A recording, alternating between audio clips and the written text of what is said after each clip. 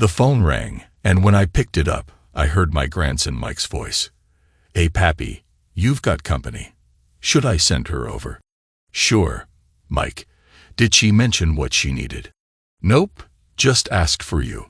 "All right, let her know I'm in the little red house about half a mile down the road." Mike is my grandson, and his father is my son Billy. They live in the house where Billy grew up, starting when he was 4. We moved there after leaving our old town because it was becoming too unsafe. We later had a daughter, Melissa, who lives 3 hours away with her husband and doesn't visit as often as we'd like. I sold our old house to Billy and his wife, Susan, for a very reasonable price because I couldn't bear to sell it to a stranger. I bought a smaller place up the road. Though I don't avoid the old house, the memories there were too hard to bear. Now we're making new, happier memories in the new house with Mike and his little sister Rosetta. They're bringing joy into our lives. That morning, I had just gotten out of bed when I had a nagging feeling that today might not go smoothly. It wasn't anything specific, just one of those vague, uneasy premonitions. I had been puttering around the house for a bit when the phone rang. The feeling was getting stronger. I watched as the car pulled up my lane. A thin, gray-haired woman slowly got out and moved toward the door. From a distance, she looked familiar. As she got closer, I could make out her features, and my day went right down the drain. The first thing I recognized was the funky scar on her right knee, and then I saw the one that matched on her other knee. The second was new. At least I had never seen it before. She now had 2 replacement knees. Her hair was no longer brown and to her waist, and she had lost a lot of weight. I guess you're wondering what I'm rambling on about.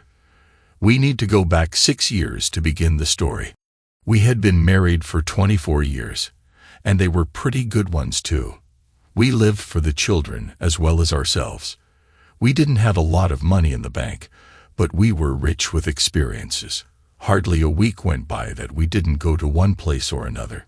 Museums and parks were the favorites, whether local, state, or federal. We went to carnivals, church suppers, concerts in the schools, and any other thing that sounded like fun. The kids were encouraged to participate in band and sports activities at school. We embarrassed them when we cheered louder than anyone else. That's what family is for, isn't it? My wife and I were both retired earlier than most. We are both disabled. She had bad knees and could hardly stand. After teaching for years and carrying some extra weight from having the children, her knees were shot. My back was bad enough that I couldn't lift anymore. My knees were also shot. I loved her to death and thought she felt the same about me. I worked construction for most of my life. To do the job correctly, you need a good set of knees and a good back. I worked for the same company for 28 years when they brought in a new manager. He, in turn, brought in a group of buddies from his last job. They were slow, not too good, and had no pride in their work. Then work became harder to find, and there were layoffs. The senior people were the first to go. The company has since gone under. I do small home improvement jobs to help make ends meet. The terms are that I will work when I can. I will take a break as often as I want, but the work will be the best available. People like my work and my prices, so I do all right. I even have a waiting list. I put the company in my son's name. He gets paid and gives me the maximum I am allowed to earn on disability. What is left over goes into a school fund for my grandchildren. Well, 6 years ago, we were both retired. One morning I woke up a little later than normal and walked out to the kitchen to see what my wife was doing. She was not there. I looked in the drive, and her car was gone. I figured she went to the store. I let the dog out and went back into the kitchen. There I found a small stack of papers on the counter. On top of them were her cell phone and rings. I looked at the papers. They were all of her monthly bills. There was no note or anything else to say what was on her mind. I spent a long time that day calling her friends. No one knew anything. I was beside myself with worry. When she had not returned by supper that evening, I called the police and reported her missing. They asked if she had taken anything with her. I looked around and found her medications were gone, and some of her clothes. They wanted to know if she had taken any money. I looked at the accounts. There was a recent cash withdrawal of $900 about a week ago. That was it. After the police left, I checked her email account to see if there was any indication as to what was going on. I found none. Facebook showed that some of her friends had recently sent her their addresses. I copied them to give to the police. When she had been gone for a few days, I started to closely watch her bank accounts and saw no activity other than a small amount on her charge cards for the first 3 days, and then that stopped too. The locations of her purchases indicated she was moving to the west. The last activity was in Missouri. I gave the police the information I had and settled back to wait. All I could do was watch her credit card statements, bank accounts, and email. About 6 months after she walked out, the police called and said they found her car at one of the addresses she had received on Facebook. The woman who had the car wanted it removed. It seems my wife visited her and left on the train. She said she would take care of the car later. I brought the car home and parked it in my garage. I drive it every Sunday just to keep it up. It is actually a nice vehicle and a classic. Every day I cleared the spam she got and responded to her friends when they emailed her, telling them she was gone, and I would let them know if I heard anything. Soon the only things to show on her account were her monthly bills and what I and the children sent to her. I noticed she didn't take any money out of her bank accounts, but I could see that someone was looking at the accounts every now and then. Our bank lists the last time the account was accessed. About 15 months after she left, I hit the lottery for about $300,000. I paid off all the credit cards in the house, then put the rest in savings. Once a month, I sent her an update on what was going on in our lives. I asked her why, if she didn't love us, and if she was living with someone else. I guess she read them, but she never responded. After about 18 months, she started to use her cards again. Nothing big, though.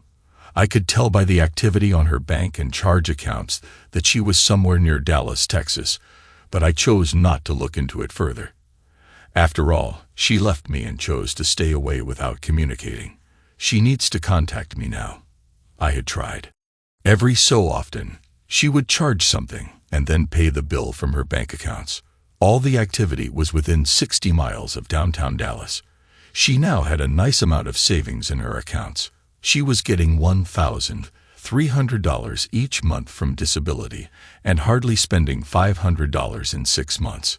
There was no indication that she was being paid to work, no tax records or such. After 3 years, I emailed and told her I was filing for divorce on the grounds of desertion. She did not answer. I was awarded the house and contents. In the settlement, I asked that my son take over her accounts. 3 months later, I sold the house to my son and bought the other one. The last regular email I sent her told her the divorce was final. I noticed she read that one but saved it as new. I guess so she could read it over again. For the last 3 years, I have only sent her an email wishing her happy birthday and another to wish her Merry Christmas. I have had a friend named Donna for the last 30 years. She worked at the McDonald's I used to stop at for breakfast. After my wife left, she sold me a wonderful dog that I still have. The dog and I would visit her every now and then. Recently, Donna's husband got very sick and died. One day while I was there for lunch, her friend Mary told me that Donna was lonely and would welcome my company. I asked if she would like to go to dinner and a movie. It soon became a regular thing. Then we started to get the families together for picnics and the holidays. Last year we got married and now live in the little red house. She no longer works and is very happy. It is wonderful to have someone to hold at night again. I never thought I would be lucky enough to find love again. Well, that was the last 6 years or so. The woman walking up my walk looked nervous, as well she should. Donna met her at the door and asked if she could be of assistance. The woman said she needed to speak with me. They came into the living room and sat on opposite ends of the sofa. I introduced my wives to each other. The ex, Anna, asked if we could speak alone. I felt the need to tell her that Donna and I are very much in love. Anna nodded, and I saw a small tear form in the corner of one eye. With that, Donna went to fix supper. She was out of sight, but could hear every word. Anna told me she still loved me and missed me. She realizes now that what she did was stupid. Her words, not mine. Tears were slowly running down her face. She had been working as a companion for an older woman since shortly after she left. She was paid a small amount in cash by the family. She bought her necessities and put the rest in a shoebox in her closet. The woman recently died. She was given the woman's car and told she could continue to live there for 60 days. She left the next day. She felt a sudden need to return here. I told her that she had 6 years to contact the children or me and didn't choose to do so. The children were, rightfully, angry for being deserted, and my love for her had withered and died for lack of attention. She cried for a bit and then told me she was having problems when she left and didn't think about what she was doing. She wanted to contact us, but just never did. She couldn't explain other than to say she was embarrassed, and the longer she delayed, the easier it became to delay even longer. Donna came into the room and said, "The food is ready. Would you like to eat with us?" Donna and Anna talked during supper. Then, to my surprise, Donna invited her to stay for a while until she decided what she wanted to do. Anna wanted to be a part of our lives again, but she was afraid and not sure if she would be welcome. We talked about the treatment she was receiving for her problem. She had been fine for over 4 years now. The woman she was caring for recognized her behaviors as something she went through years ago. She took Anna to her doctor, and he set up a program for her recovery. Anna kept telling me she was sorry for what she had done. Finally, I got to the point where I needed to get away from her before I yelled. I went to bed and left them talking. The next morning, she started with the apologizing again. I walked out the door and went into town for a while. When I returned 3 hours later, Anna and Donna were sitting at the kitchen table talking. They had met less than 24 hours ago and were like best friends now. Sometimes, I just don't understand women.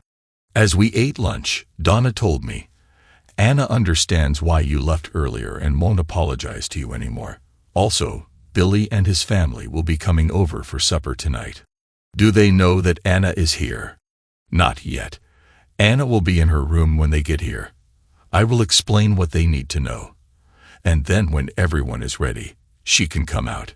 That evening, we all sat down to dinner. There were 7 places at the table. Before we brought out the food, Donna said there was something important we all needed to discuss. "There is an extra chair at the table for a special guest this evening. This guest did something years ago that she should not have done, and is extremely sorry for it. She asks for your forgiveness and wishes to return to your lives. I am not going to give you the details or tell you what to do. I am going to ask that you, please, listen to what she has to say and welcome this guest as you have welcomed me into your family." Mike looked up and almost shouted, "I bet it is that lady who was looking for Pappy. I saw her car out by the barn." Billy asked, "Who is this guest?" I could see the anger in his face. Just then, Anna walked into the room behind him. The room got quiet. Billy turned around. He tried to get up, but his wife refused to let go of his hand. He just turned back and stared at his place at the table. Susan spoke quietly. "I never knew your mother, and you never told me much about her except that she left without any warning. I know it made you very angry. I would like to be able to meet her and hear what she has to say. If you must leave, you can do so. If you do, the children and I will spend the night at my parents' house. I love you, Billy, and your children deserve to know who their grandmother is." The room became quiet enough that you could almost hear everyone sweating. Finally, Donna got up to get the food. The meal was quiet, very quiet. When all was done, Susan, Billy, Anna, and I went into the living room and sat down. Donna took the children out for a walk. As they went out the door, she turned and said, "Don't make a mess of my house. If you do, you will clean it up, and I don't want any dead bodies." After a minute, I started to speak. Anna, we were all hurt by your actions. You just up and left. You never talked about any problems. For all we knew, you ran off with another man. She turned to Billy and said, I will only say this part one time. I am truly sorry for the grief I caused you. I wish I could take it all back, but we cannot change what has happened. We can only try to resolve any differences and try to continue living. I have always loved you, your sister, and your father. There has never been any other man. I only have myself to blame for all the hurt and anguish. I hope I can make it up to all of you somehow. Billy was fuming now. Anna continued, I was having some medical problems that didn't allow me to see things as they really were. I saw myself as old, crippled, and unattractive. I thought, how could anyone love me the way I am? I ran rather than doing the right thing. I was a coward. I have regretted my decision almost from the beginning, but I was too dense to allow myself the opportunity to correct my mistake.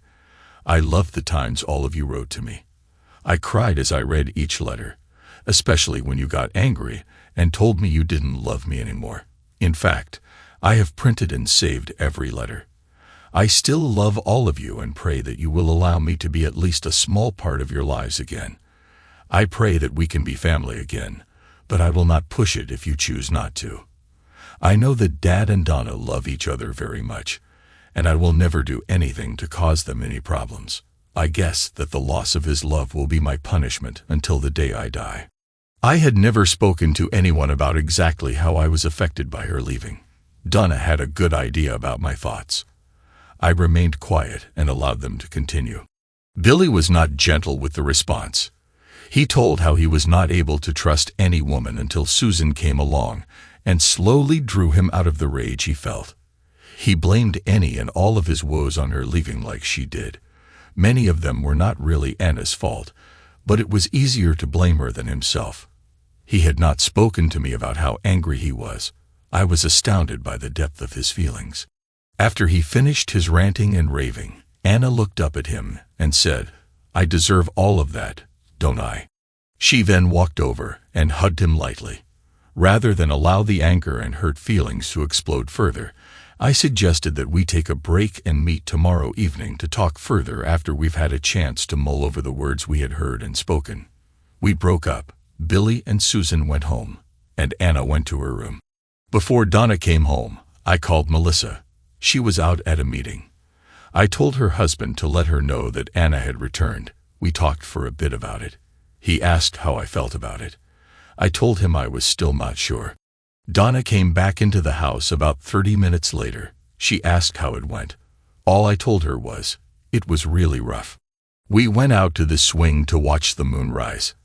As we headed for bed, we passed Anna's room and heard her sobbing quietly. The next morning at breakfast, Anna said, I'm not sure that I have done the right thing by returning here.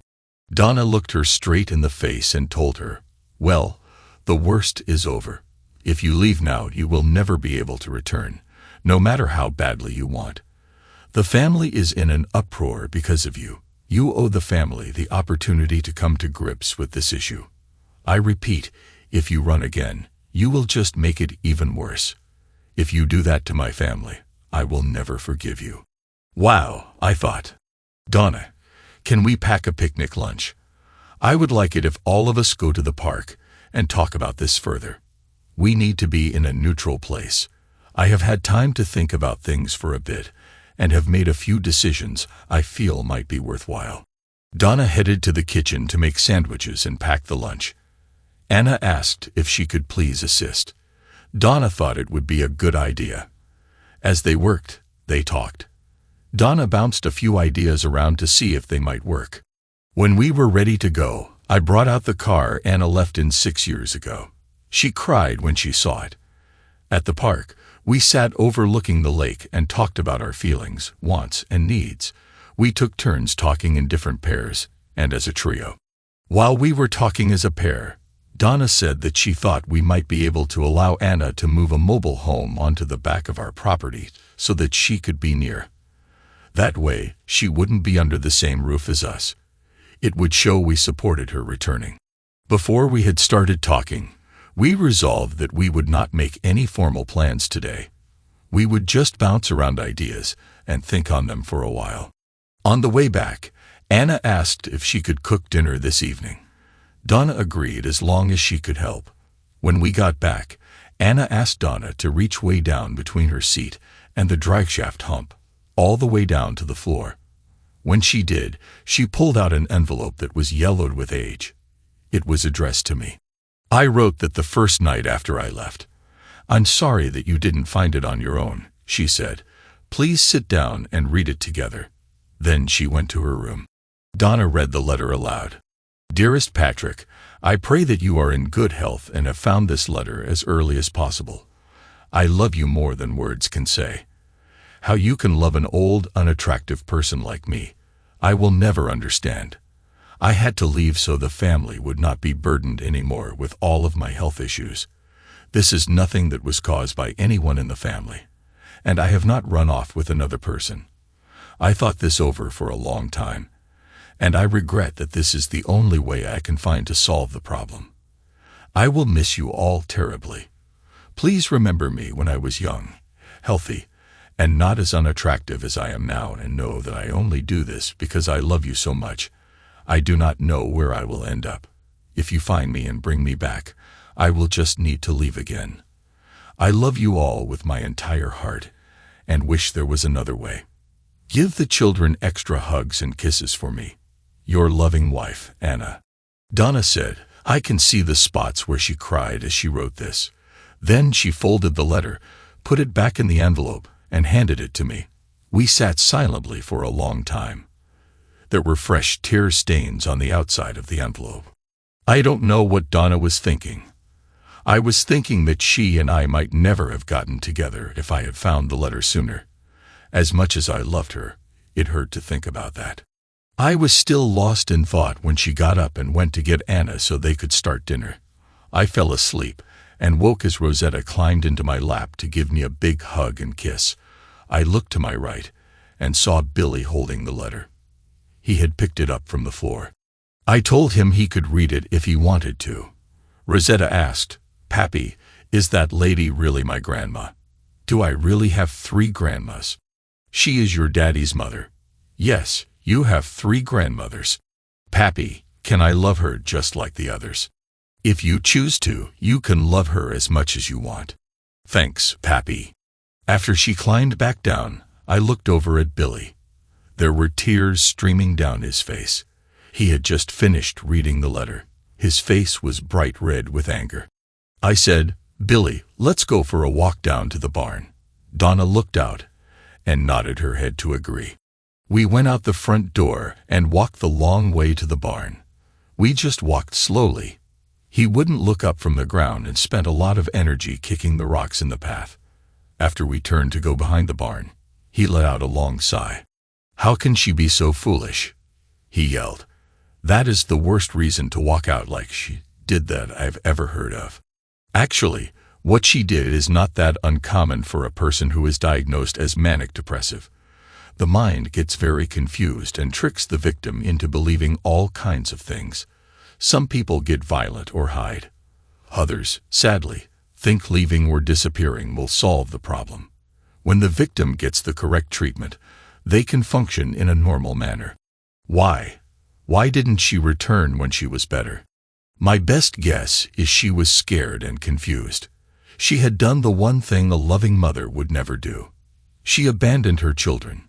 She didn't understand why or how she could do this. At the same time, she had a new family situation. I think she felt she had a debt to repay to the lady she was caring for. But what about her real family? She had an obligation to us too. She could have contacted us and let us know she was okay. In her confusion, I bet she was concerned that we would take her away from her friend. You notice she returned as soon as that obligation was over. Billy was noticeably calmer now. He was still confused, but most certainly more than when we started. I could see and feel the conflicts waging in his mind. I had many of the same thoughts. We walked in circles and talked until Mike and Rosetta came running around the barn, yelling that supper was ready. On the way back, they both held Billy's hands. Finally, About 20 feet from the house, Rosetta stopped and looked up at her father. "Can we love our new grandma?" she squeaked. "Yes, Daddy, can we?" Mike asked. Billy just lightly squeezed their hands and said, "We'll see." The children knew that if he said that, the answer would most likely be yes. Later on, they both squealed and said, "Thank you, Daddy." Then they ran for the door. Billy stood there for a minute, and then reached out for me. And we hugged each other. "Thanks for talking," he said. "This is really confusing." "I agree." We headed for the door and went in to supper. Most of the talk at the table was between the children and their two grandmas. It was light and breezy. There were many questions about where Grandma Anna had been and what she was doing. She answered them honestly, but simply. She didn't mention her leaving or illness. When the children asked a question she wasn't ready to answer, Grandma Donna would start talking. When supper was over and the dishes were done, Donna took the children for a walk. Back home, the four of us sat down to talk, like we did the night before. The conversation was a lot lighter and much more productive. Billy told his mother that after reading the letter and talking with me, he understood how she was thinking, just not why she thought that way. Anna looked at me and said, "That letter was for you. How could you share it? You didn't tell me not to share it with him. Besides that, I would have shared it if you hadn't returned. You abandoned him too. It helped him understand more than any words I could come up with. I'll share it with Melissa too, if I think it will help her." The phone rang. Susan said she would get it. From her end of the conversation, I understood that it was Melissa on the other end. Susan told her we were all talking, and if I came to the phone, it might slow the progress we were making. She found the letter on the desk, walked over to the door where only I could see, and held it up, pointed at the phone, and shrugged. I discreetly nodded and continued with the conversation. Susan read it over the phone to Melissa. They talked on the phone for a while. Finally, Susan came back into the room. Anna looked up at her, but we continued talking. There was a lull in the conversation. Susan said, "That was Melissa. She will be here on Friday evening. She and her family will stay at our place, and she wants to talk with you on Saturday morning. She was very upset until I read her the letter you wrote. I checked with Pappy before I read it to her. I may have overstepped my boundaries, but I sent her a copy by email. She cried when she saw it for herself." The meeting was essentially over. We had agreed we would not make any decisions tonight. "Let's see what happens with your mother and Melissa on Saturday, and we will hold another meeting on Sunday to make some decisions," I said. While we were talking, it had started to rain outside. I told Billy to take my car and let Donna drive it back home. When Donna arrived, she looked hopefully at me. It was a lot better tonight. Billy understands much better after reading the letter and going for a walk. I am not sure where his mind is going to go with this. I hope he can forgive her. She was a wonderful mother to them. I would hate to see it all fall apart. The rain had stopped, and the clouds were starting to lift. We opened the curtains and turned out the inside lights. As we were watching and cuddling, Anna walked quietly into the room. "I'm sorry to bother you. Thank you for today. Good night." Before we could answer, she was gone again. Later, as we went to bed, we heard her lightly snoring when we passed her room. The next morning was bright, sunny, and cool. The rain had dried, and everything looked clean and new. I love to go for walks on mornings like this. As I walked down the road, I thought I saw movement in the front curtains at Billy and Susan's house. I looked again and saw nothing. At the store, where I stopped for a drink, my cell phone rang. It was Melissa. She asked if I was doing all right, and about 100 other questions. I answered them the best I could and queried her on the same subjects. She was glad her mother was back, and in good health. She would see me for a few minutes on Friday, but she wanted to talk with Billy the most before she met her mother. I told her to have someone call when she was ready, and I would come over.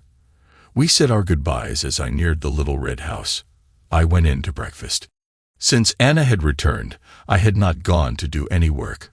My list was getting longer, and people were getting anxious about their projects. I had Donna call and tell them I was starting on my list again and would be with them as soon as time allowed. The first job was to replace the windows and frames on an old farmhouse. I had 2 more to do by the time the weekend arrived. I promised to finish on Monday or call if I was not going to make it. They were happy. I had a call as I neared the old house, so I swung in. Melissa and I talked, but didn't do so much walking as I was tired from working. She was satisfied with my answers and thanked me with a big hug and a kiss on the cheek. I went home to supper and a nap. Sunday dawned bright, clear, and cool. The wives fixed breakfast. Afterward, they started to prepare a cookout for lunch. Everyone enjoyed the burgers, hot dogs, fried chicken, numerous veggies, and salads. There would be homemade ice cream for dessert later on. Everyone had a pleasant time. I noticed our children sat together off to the side where they could watch the goings-on. After the meal, Donna took the grandchildren out for another walk. We all sat in the living room.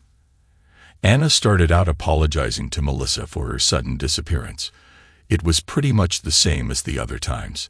Melissa smiled, came over, and gave her a hug. "You have missed too much from our lives. You missed some wonderful times. You missed some not-so-good times, and you were the cause of some terrible times. I have missed you greatly in my life. If you are truly here to stay, you are welcome to return." Then they let go of each other and sat down side by side on the sofa. Billy spoke next. "I was reluctant to accept your story at first. You can thank Melissa for pointing out a great many things to me. The letter you wrote did help me decide I want you in my life again. With the understanding that you are here to stay, I will not allow my family to go through the same anguish I went through." He walked over, hugged his mother, and sat on the other side. That left me. "You said it better than anyone else so far. Your actions have cost you the love and companionship of the one who meant the most to you. As I told you first, Donna and I love each other very much and will not separate for any reason. You are welcome in our lives as a longtime friend and former love. Do not expect to be treated in any other way. We will see where the road is going to take us. The property here is large enough, and I have the building right that will allow you to move a mobile or modular home onto it. It will be on the far side of the property on the road that runs behind us. You will be responsible for supplying the dwelling, the well and septic, and having the utilities run in. In addition, you will be responsible for all of your own utilities. If this is acceptable to everyone, we can start with the permits this week." I turned to Melissa and said, "I still have one more building right. If you choose to return to the area, we can still put you here too, if that is your desire." The plan worked well. Anna was moved into her new home by the time fall arrived. 1 year later, Melissa and her husband, daughter, and newborn son built a small home on the back of our property. Moving on about 10 years, everyone has settled down into a peaceful, loving existence. Donna and Anna are best friends. They do everything together. I have slowed down even more with my work, although there is more than I can handle at any time. We now have 6 grandchildren, and each of them is loved. We just got back from our yearly checkups. Donna has not been herself lately. She gets tired easily and sleeps later in the morning. They ran all kinds of tests. The results will be in next week. We sat out in the swing on the back porch to watch the sun go down tonight. As we watched, we cuddled and talked. She said, "Pat, I love you with all my heart. I know you love me too. I can feel that something is not right. Please do not be upset when we go to the doctor next week. I have not felt right for some time now, but I didn't want to worry you. We have had some wonderful years together. If they are to end soon, then that is the way it is to be. Always remember the good times we have had." I hugged her and said, "You always were the worrier in the group. The doctors will fix whatever is wrong, and we will go on." When we left the doctors the next week, she was quiet. We drove home, and she went in to fix supper.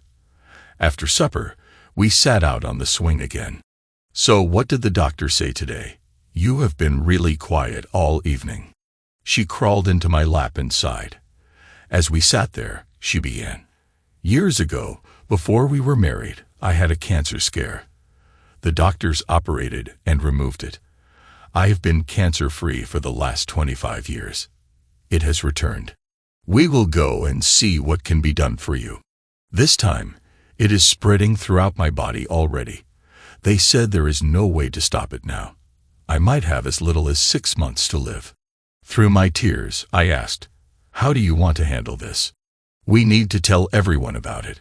There should be no surprises for anyone. I want to live what I have left of my life in dignity and as much comfort as I can. I will not be medicated to the point that I am a vegetable. As long as we are able, I want to see and do new things. I want my family to be near me and know how much they are loved. And as much as I love you, I need to be buried next to my first husband, Frank, in the family graveyard at the old homestead where my brother lives. We have been the best of friends. I am lucky to have loved you all these years, but Frank and I were soulmates since we were in 3rd grade. Please understand." We sat for another half hour and then got ready to go to bed. As we kissed goodnight, I turned and whispered, "I understand completely." While she was still able, we went to concerts and plays. We spent a lot of time visiting the parks we loved, and not a day was wasted. She began to include Anna in more and more of our adventures. She said she needed help in the restrooms and such. Soon we needed to stay home more and more. Anna was at her side most of the time. Anna started to stay over some nights. One night about a month before she passed, Donna and I were lying in bed. She said, "How would you feel about bringing Anna into your home after I am gone?" I didn't answer. I just held her hand and gave it a small squeeze. She went on, "When we were first married, you used to talk to her all the time in your sleep. Many times you sounded like you were madly in love. Other times you were angry. Since she has returned, you still talk to her, but you are never angry anymore. I think you still love her but won't admit it to yourself."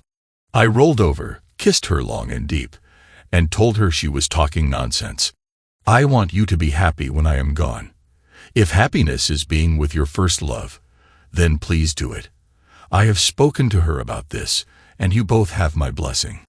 I love you and am grateful you are thinking about my happiness, but now is not the time to talk about such things." I rolled over to her again and started to caress her body.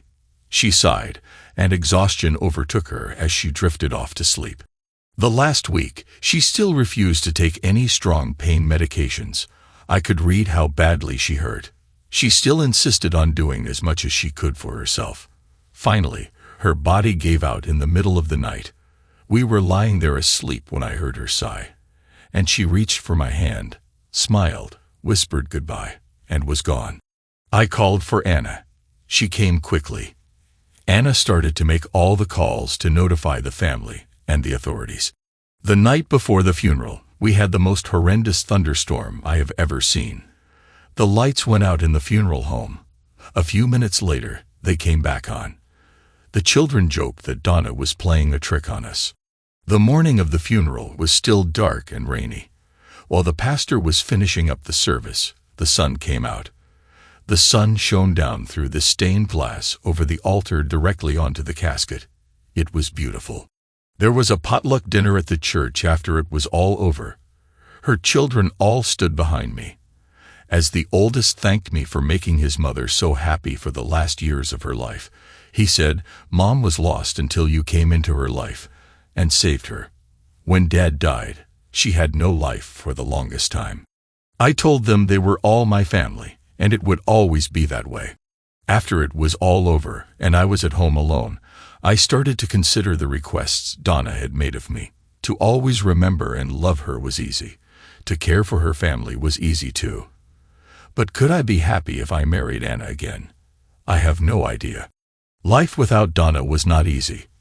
I moved out of our bedroom and slept in the living room on the sofa. Every time I had a thought that I wanted to share. She was not there, but I shared anyway. The children tried to spend time with me, but they had their lives too. Anna was around a lot, but there just was no spark between us. To keep my mind busy, I started to do odd jobs again. The rules were the same as before. I just worked shorter days and took more breaks. There would be no heavy lifting or climbing ladders more than 2 steps high. I still go by the restaurant where we had met. Mary is now the manager. Last week, she told me that one of the other customers had asked about me. She thinks the lady might be of interest to me. I told her she could give the lady my phone number. If she is interested, she can call me. I was not in a hurry to get involved with another romance. Good company is always welcome. About a week later, I received a phone call from a woman who introduced herself as Martha. We agreed to meet at a barbecue place not far from where she lived. She said she would recognize me. When I arrived, I asked for Martha. The woman they took me to was a beautiful strawberry blonde. She stood, and we shook hands. Lunch that day was a dream come true. We talked for hours about our likes and dislikes before we finally needed to clear the table for others to use. I paid and left a nice tip for the waitress to compensate her for the time we tied up the table. We walked around the nearby park for another hour before we separated. I got her phone numbers and address so we could go out to dinner and a movie on Friday. Saturday, we went to a park for a picnic. The food she prepared was beyond any expectation I ever had. We talked about our former spouses. She was divorced 10 years ago. When she caught her ex cheating on her, I told her about Anna and Donna. She remembered Donna from the restaurant and had wondered who she had married. She said Donna was on cloud 9 for the few months before she married and left her job. Now I see why, she said. We are not a couple yet, but we are spending time together an awful lot. I think there is something stirring in my heart. Anna met a gentleman who works part-time at the local one-stop store. They seem to be good for each other. I guess time will tell. Donna had sold me a delightful puppy a few years before we were married. I now have that puppy's great-great-granddaughter living with me, as well as my other dogs. The current dog, Lovely, is as good a cuddler as all her ancestors that I have owned. I think there is something in their line. Donna died last year from a reoccurrence of cancer. I still miss her and cannot bring myself to sleep in our bedroom. She thought that Anna and I would get back together. Something was missing, and it just didn't happen. Since then, I have been introduced to Martha. She is a beautiful strawberry blonde and a bit younger than me. We are dating and considered a couple around town. I love her and someday might marry her. I need to be sure she can deal with the memory of 2 wives, one of whom lives 800 feet behind me and is a regular part of our family life. There is also the consideration of our age differences. I am not worried about that. I doubt I will wear her out too soon. Meanwhile, I am working on building an addition to my little red house. Mike, my first grandson, has been working with me and is learning quickly how to do the job correctly. I told him, learn how to do the job well. Then as you get more experience, you will become faster. Anyone can do a bad job fast. The key to getting jobs and making money is to do it once the correct way. Every time you need to correct something, it costs time and materials. The original dining room is too small for the size of my family now. There will also be a new bedroom with a large window overlooking the valley below and the sunsets that I love. The new addition will not interfere with the large back porch and the swing that Donna and I loved so well. Martha and I are continuing the tradition of spending a great deal of time in museums, parks, and other local attractions, as well as supporting the musical and sports programs at the local schools. Over the years, our family has rebuilt and maintained the grandstands and snack bar at no cost to the school. Mike and my son, Billy, now do most of the work. To honor the length of time of our family tradition, the school board has named them Pappy's Place. We were awarded lifetime passes to all the activities. They are framed along with the proclamation, and both hang on the wall of my small office. We still pay for every seat we use, and everything we consume from the concession stand too. We still cheer louder than anyone else, especially for the family and special friends. Remember, that is what family is for, to support and cheer for and embarrass the ones they love. We do it well. Martha has no real living family anymore. The only living relative she has is her mother's brother. He is old, senile, and very feeble now. I take her to visit each Sunday afternoon. She divorced her first husband before they had any children. My family has accepted her, and she loves to spend time with us. She asked to take her turns doing childcare and is called on often. We were having a late warm spell in the fall and were walking around the lake holding hands after another family picnic. As Martha and I approached the waterfall at the end of the lake, we sat down and talked for a while as we always do. I held her hand and turned to look into her eyes. They shone and sparkled. I could see her love for me. She wouldn't give me a kiss on the cheek. I turned my head, and we kissed on the lips for the first time. She blushed for just a moment, and we did it again. This time was longer, and we hugged too. When we broke apart, I held a ring in the palm of my hand. She gasped and held her hand over her mouth. I said, "I love you with all my heart. I have a special place in it for you, and would love it if you would consent to marry me." She held me tightly and whispered in my ear, "Yes." Tears ran freely from both of us. We sat for a bit and then slowly walked back to the family. After we sat down to dessert, my daughter Melissa looked at the ring on Martha's hand and screamed, "When did it happen?" Everyone else had a puzzled look for a moment, and then Anna saw the ring on Martha's hand and screamed, "When did it happen?" Everyone else had a puzzled look for a moment, and then Anna saw the ring too. She hugged Martha and told her she was a lucky woman. Don't let him get away like I did. We were married 3 weeks before Thanksgiving. When we returned from our honeymoon, we moved into the new bedroom together. It was the week before Christmas when Martha thought she had caught a case of the flu. I took her to the doctor. He ran some tests and told us it was nothing to worry about. She would be fine in almost no time. Martha asked, "How long until I should be over it? I don't want to ruin the holidays." The doctor said, "You should be feeling much better by then, but you won't be over this for a very long time." He was facing me and smiling as he said it. Needless to say, Martha was confused. She saw us grinning at each other and said, "What do you mean by that comment?" I walked over and gave her one of my best hugs and a good kiss.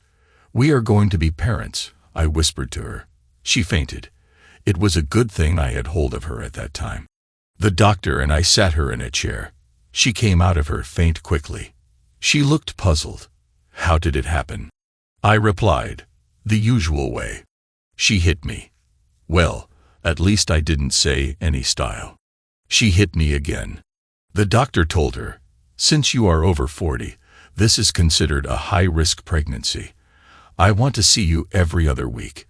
If there is anything of concern, we should call or come in."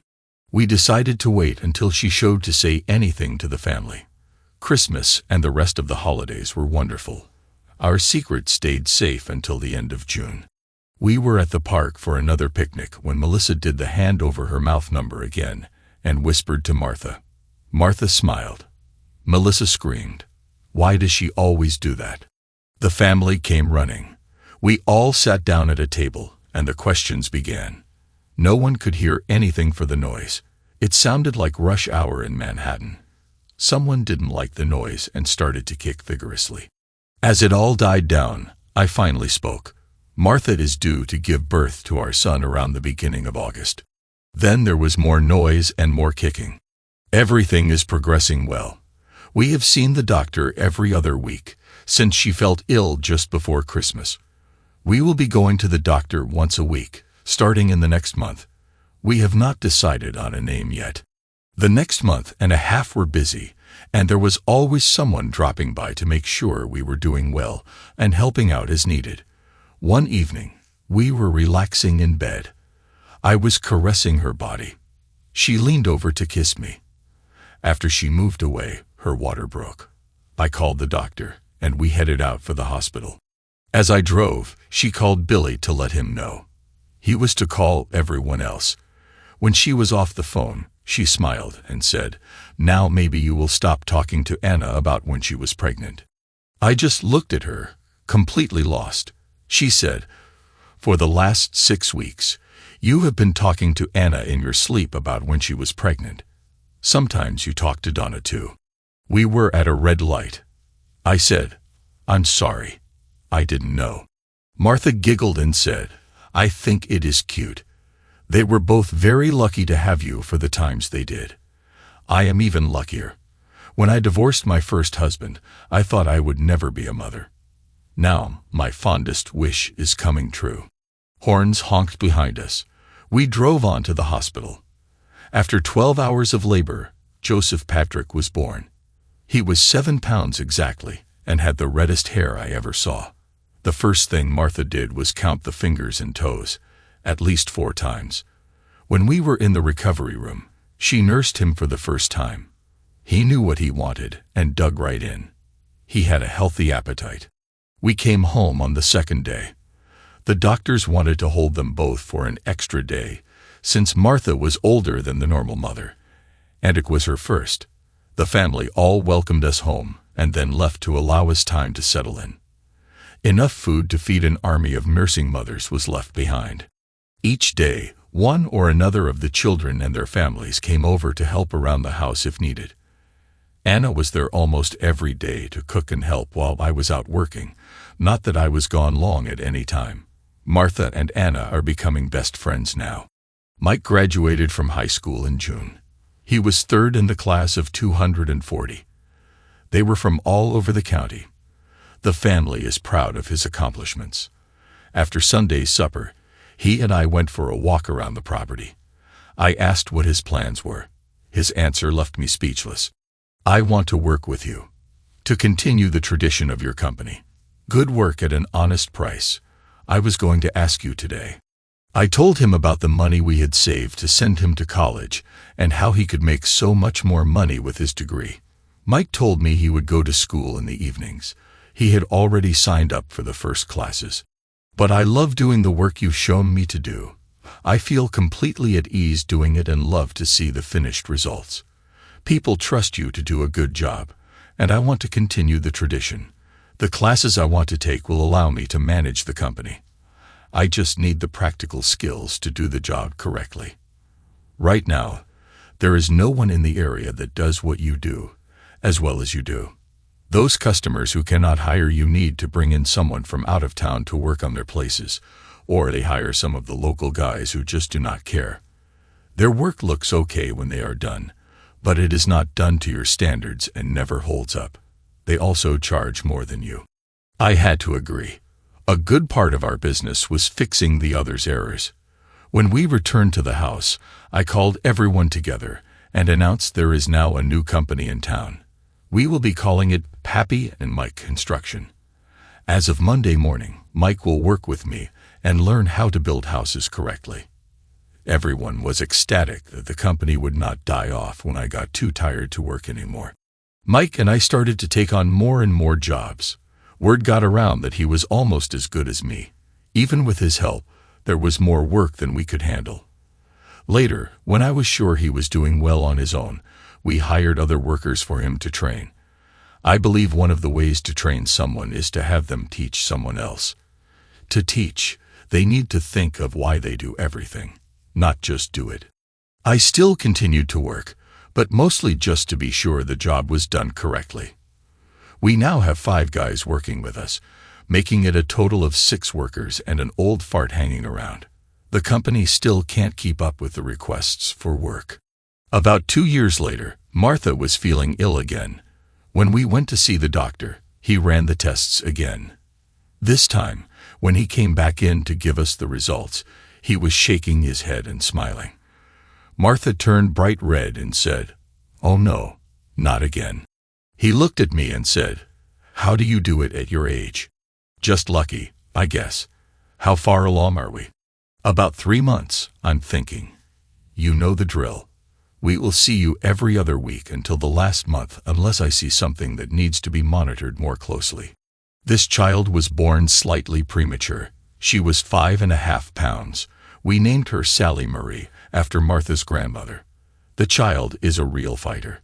She came home the day before her original due date. What can I say? She hit the ground running and has never looked back. Anna helped Martha with both children while I was out working.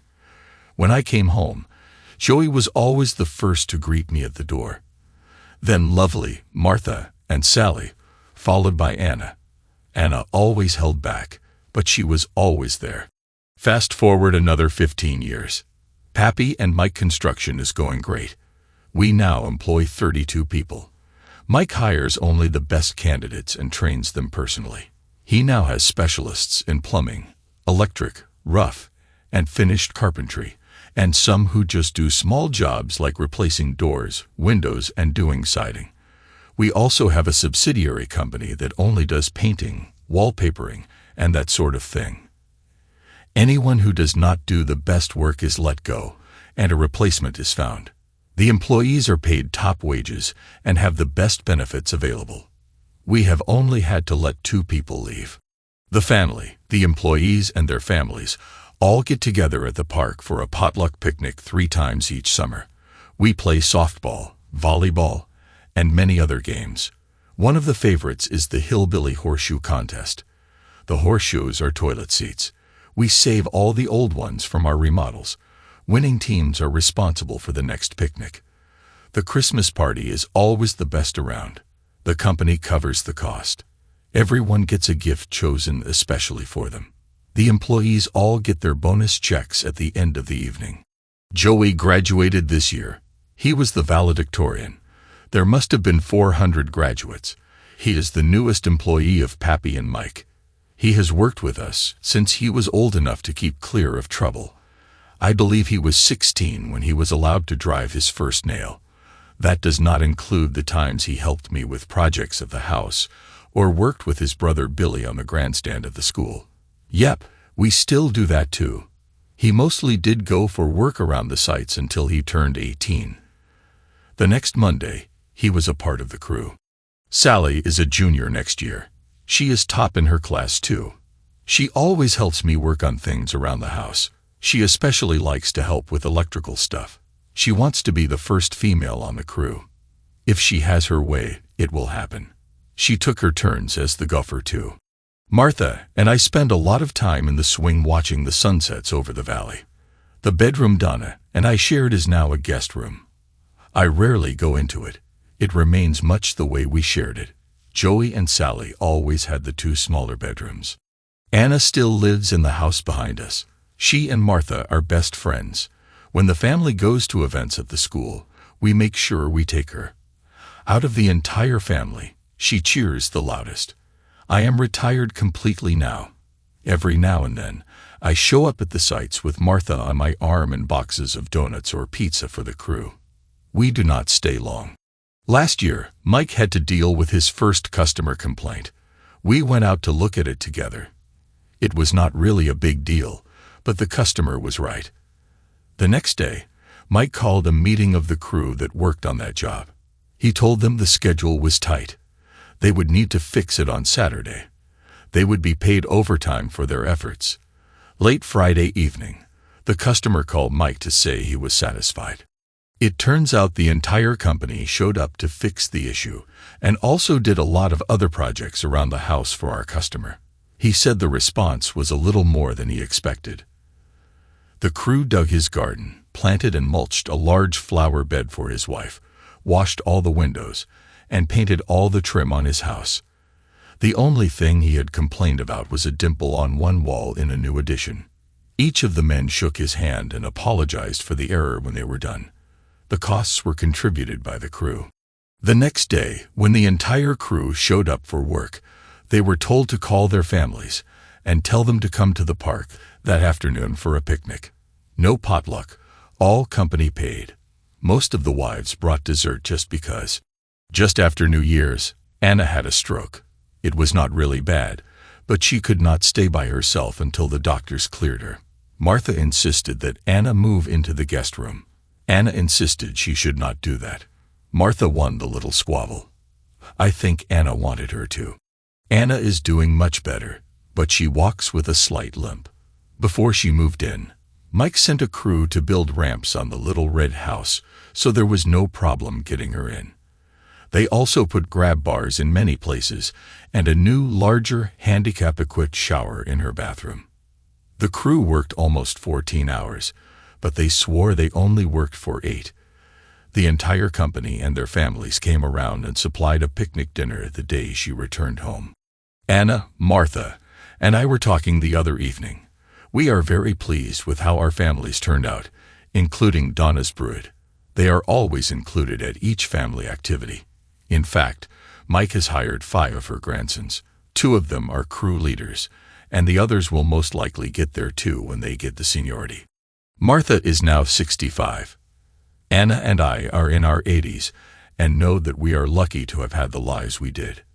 Anna never found another fellow, and every now and then tells me how sorry she is for leaving me as she did. I jokingly tell her in a stern voice, "Will you stop that?" Then everyone giggles. Sally graduates from high school next month. She will be valedictorian. The next Monday, she starts on the electrical crew as an apprentice. She couldn't be happier. We now have 5 great-grandchildren. The youngest is in kindergarten. We expect another group in the next few years when Joey and Sally start their families. Joey married his high school sweetheart last year, and Anna sold them her home for a song. They don't have any children yet. They do have Lovely's granddaughter. She is called Sunshine. She is a great cuddler too. Anna now lives with us permanently. She has her own swing on the back porch now, and she frequently joins Martha and me as we watch the sunsets. Thanks to everyone who took the time to listen to today's stories. If you enjoyed it, please consider liking and subscribing if you haven't already. Feel free to share your thoughts on the events in the comments below. Take care.